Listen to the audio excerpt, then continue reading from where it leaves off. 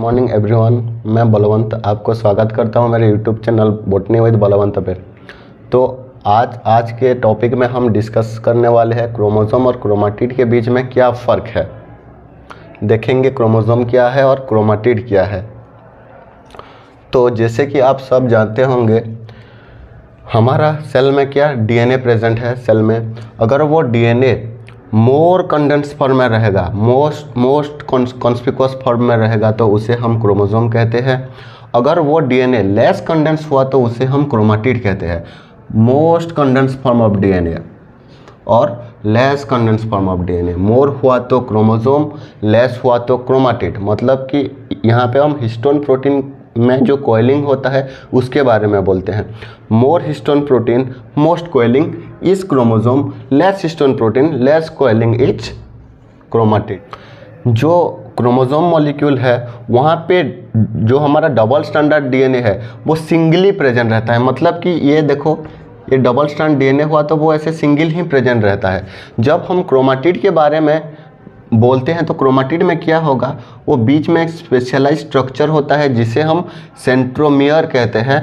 और सेंट्रोमियर में double standard DNA का 2 आर्म अटैच होकर रहता है, जो कि क्रोमोसोम में दिखने को नहीं मिलता। देखिए, जैसे कि आप सब लोग देख पा रहे होंगे कि यहाँ पे जो हमारा जो क्रोमोसोम है वो क्रोमोसोम एक रिबन लाइक स्ट्रक्चर है, रिबन लाइक। और वो क्रोमाटिड जो है वो भी एक लॉन्ग है, लेकिन वो फाइब्रस स्ट्रक्चर है। यहाँ पे एक और डिफरेंस आ जाता है कि रिबन लाइक स्ट्रक्चर, जो रिबन लाइक है वो क्रोमोसोम है और जो लॉन्ग फाइब्रस स्ट्रक्चर है वो हमारा क्रोमाटिड है। अगर हम 2 होमोलोगस क्रोमोसोम को कंसीडर करते हैं तो हम देखेंगे कि उनके बीच कोई भी सिमिलैरिटीज हमको देखने को नहीं मिलेगा। मैं रिपीट करता हूँ कि एक होमोलोगस क्रोमोसोम मतलब कि एक क्रोमोसोम आया होगा पैटर्नल साइड से और एक क्रोमोसोम आया होगा मैटरनल साइड से। उस 2 क्रोमोसोम को मतलब पैटर्नल और मैटरनल साइड के क्रोमोसोम को जब हम कंपेयर करेंगे तो उनके बीच में कोई हम सिमिलैरिटीज देखने को नहीं पाएंगे। जबकि हम एक क्रोमाटिड के बारे में बात करते हैं, वो क्रोमाटिड जब सेल डिवीज़न प्रोसेस में जाता है, उसका कंटेंट जब डुप्लीकेट होता है तो वो उस दो क्रोमाटिड को हम सिस्टर क्रोमाटिड कहते हैं। एक क्रोमाटिड जब डुप्लीकेट होता है तो उसका कंटेंट डबल होता है और उस डबलिंग कंटेंट को हम 2 सिस्टर क्रोमाटिड कहते हैं।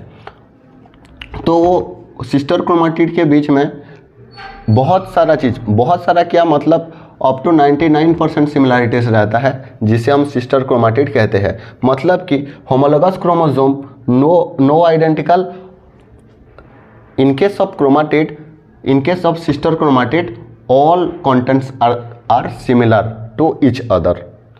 देखिए, हम यहाँ पे क्रोमाटिड के स्ट्रक्चर के बारे में थोड़ा बहुत जानेंगे। तो देखिए क्या है, क्रोमाटिड के 2 आर्म प्रेजेंट रहते हैं। एक क्रोमाटिड के 2 आर्म प्रेजेंट रहते हैं, मतलब ये एक आर्म, ये एक आर्म। एक क्रोमाटिड 2 आर्म।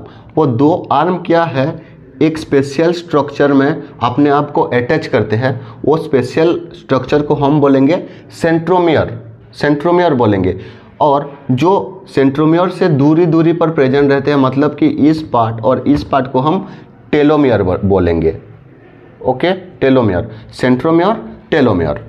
जब एक क्रोमाटिड अपने आप को डुप्लीकेट करता है, मतलब कि वो सेल डिवीजन के लिए प्रिपेयर होता है, वो अपना कंटेंट को डबल कर लेता है। यहाँ पे देखिए एक क्रोमाटिड है, यहाँ पे आपको दिख रहा होगा ये 2 क्रोमाटिड। मतलब ऐसा नहीं है कि ये 2 क्रोमाटिड, कंटेंट ही डबल हुआ है।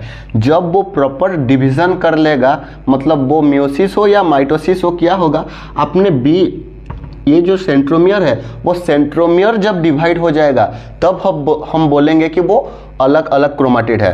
मैं एक बार और रिपीट करता हूँ कि जब हमारा जो एक क्रोमाटिड है, एक क्रोमाटिड में एक सेंट्रोमियर है, सेंट्रोमियर में 2 आर्म अपने आप को अटैच करते हैं। ओके, देन क्या होगा, वो प्रिपेयर करेंगे सेल डिवीजन के लिए। सेल डिवीजन के लिए अपने आप को प्रिपेयर करेंगे। जब वो प्रिपेयर कर रहे होंगे तो क्या होगा, उनका सिर्फ कंटेंट डबल होगा, वो डबल नहीं होंगे।